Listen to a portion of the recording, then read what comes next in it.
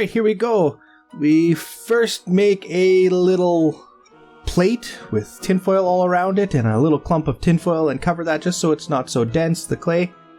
We're making clay crystal diorama thing today. That's what I'm going to call it. So I've got my base. Now I'm making kind of obsidian style rocks to go on here. I got to keep it moist. Always keep your clay and your tools moist. It really helps with preventing little specks of dry clay around. Using these tools to create these divots really helps create the look that I was going for. Got to go at it quite a bit, and in between the points, you try and pull down the edges so that it's got a kind of like a frown or a semicircle. It helps with the look instead of having a straight point to point. It's nice to have that curve down in between each point. Again, this tool I am constantly dipping in water. Almost every 2 or 3 touches of the clay I'm dipping it in water to create a smooth texture. It really helps avoid these little fireflies, little specks, little dots all over of dried up clay and clay that's been kind of rubbed off as you touch it. So there I create a little bit of texture. I continue to go at it to build another rock here on the front. Having fun with creating these cool textures. And on this front one I kind of learn a little bit of what I'm trying to do, and it's just really cool. So now I'm going to make the crystals. I make a long tube and then I use a sharp and very wet knife type thing to cut the edges. Some of them have 5 sides, some of them have 6 sides, but every time my tool would get too dry, I would have the problem of the clay sticking to it. But the wet stuff, I would go right through, create a really nice flat surface. Just really works really well to make sure that tool is wet.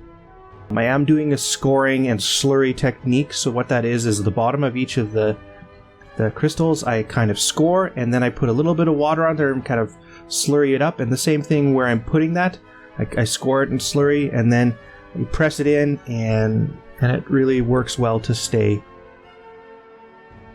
I also, on some of these, especially when they're at an angle, I put a little extra clay around them to help give them a little bit support. Just didn't want them to tip over while they were drying and wreck the piece. So that's really important to remember.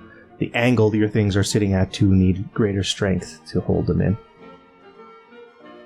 So I've got most of my crystals. I will build one more later, other than this big one, this big fat guy. I wanted a unique looking one here in the middle.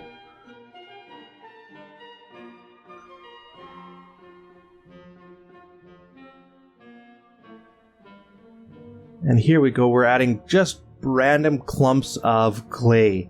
And these will be green brushes in the end. The goal is to kind of create this rock crystal green growth thing. I'm using the end of one of my tools just to poke holes, divots, make it have a really cool, almost coral brush type texture. Some of the gaps in between here, I'm jamming some stuff in there just to make it have that texture that I'm looking for. And I just keep going. Here I'm making that much larger crystal. I felt that the back end was a little bit empty, so I wanted to put another crystal here surrounded by a bunch of greenery. And I really like that I made that choice at this time, because once it's dry, it's not so easy. Again, keeping it wet to help smooth it.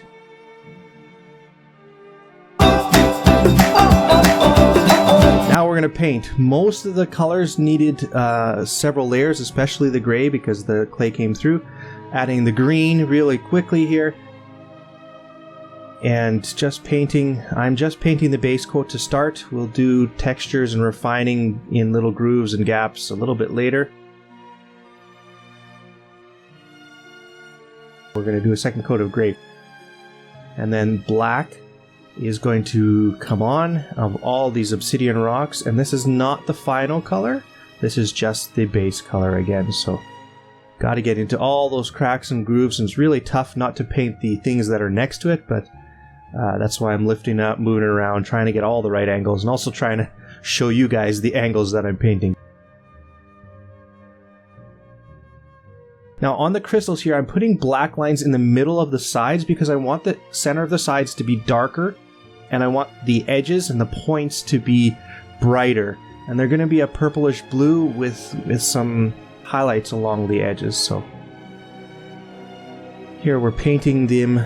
It's actually more purple in real life than it shows up on the screen here, but it is a purpley blue color. You can already start seeing the effect, but I'm going to definitely do another couple layers of color to really help the color vibrancy come out. So now you're starting to see the base coats, and here we're going to create our little obsidian rocks. We're using an orange, it's a pumpkin orange, to create the edges of the stones, and I really like how it came out. It was really fun to watch this particular part. I've always liked obsidian type stones with these sharp flint-like edges. Really enjoy that. Now I'm painting again some of the purple, just to really get the purple color in there. Painting with a lighter yellow greenish on top of the green foliage, create different depths of texture.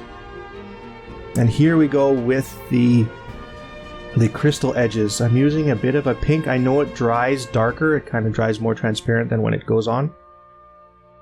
But I will also be applying some more purple on to create a fade from the base of each crystal up to the point, so that it has just more of a natural effect.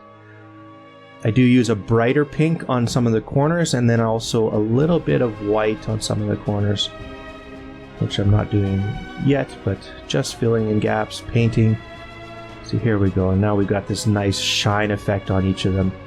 So this is the final piece. I did spray it with a clear coat afterwards, just to protect the paint, which also adds a little bit of shine and vibrancy to the painting, and I really like that. I really like the colors, I really like how it turned out. It's better than I expected. Still a lot of areas I could learn and improve on my clay technique and making smoother and sharper edges, but by and large it is exactly what I was looking for. Thanks for watching. Check out our new end screen. I had fun making it, and we'll see you next time.